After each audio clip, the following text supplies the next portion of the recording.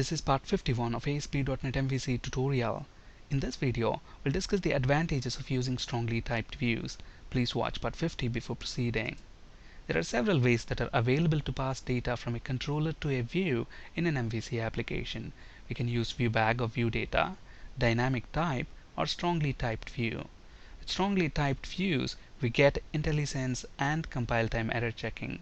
Whereas when we use viewBag or viewData or dynamic type, we don't have these two advantages. Let's understand that with an example. Let's say we want to display employee's full name and gender in a view, then we have to pass that employee data from the controller to the view. And to do that, we can use one of these techniques. In the first image here, we're actually using viewBag object to pass the data from the controller to the view.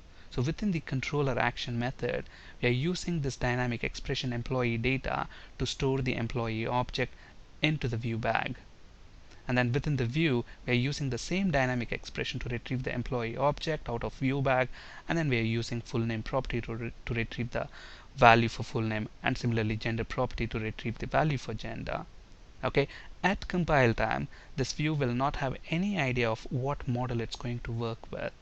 It is resolved only at runtime. At runtime, it's going to look at the object that's stored within this key, within this dynamic expression, and then it's going to check if there is a full name property. If there is, then it's going to retrieve the value out of that property and display that.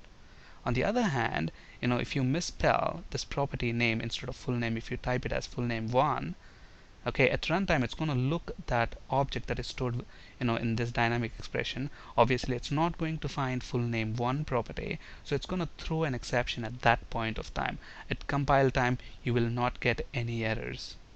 Okay, and another disadvantage is that you will not have IntelliSense as you type these properties on that dynamic expression. Okay, let's actually look at that in action. And to speed things up, I have this exact same HTML already typed. So here it is. Let me copy that, and let's go back to the project that we have been working with. Within home controller, at the moment we are passing the employee object to the view, but I'm not going to do that.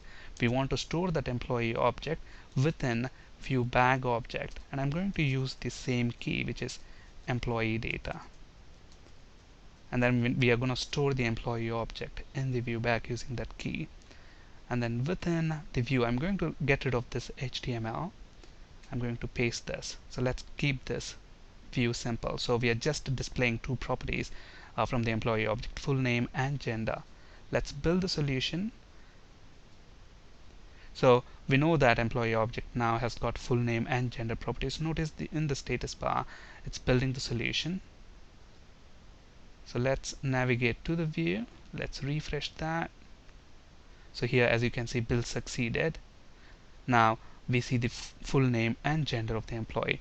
Now let's go ahead and change this to full name 1, and then let's build the solution. So right click on the project, build. Notice that in the status bar it says build started.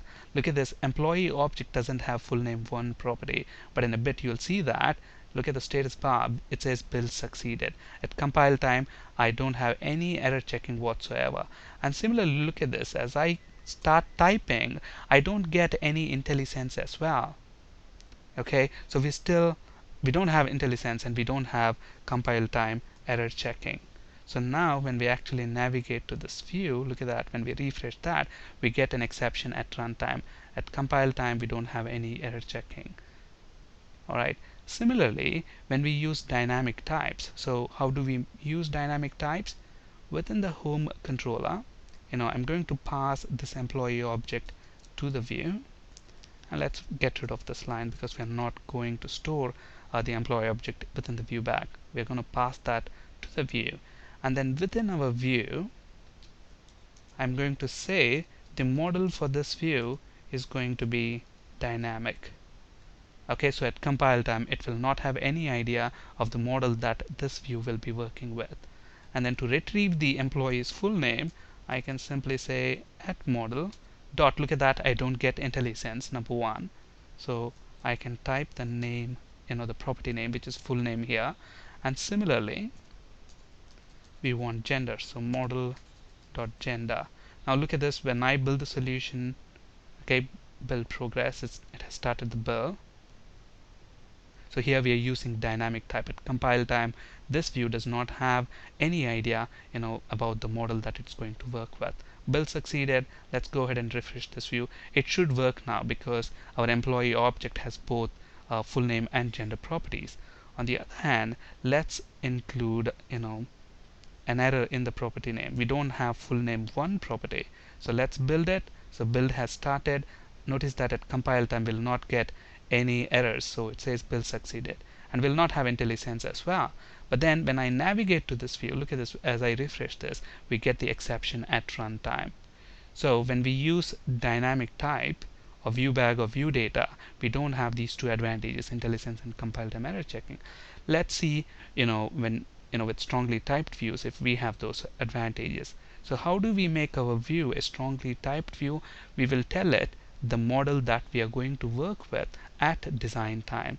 So here we are going to say MVC demo dot models dot employee class. So this employee class is going to be the model for this view. So at compile time, this view has the knowledge of the model that it is going to work with.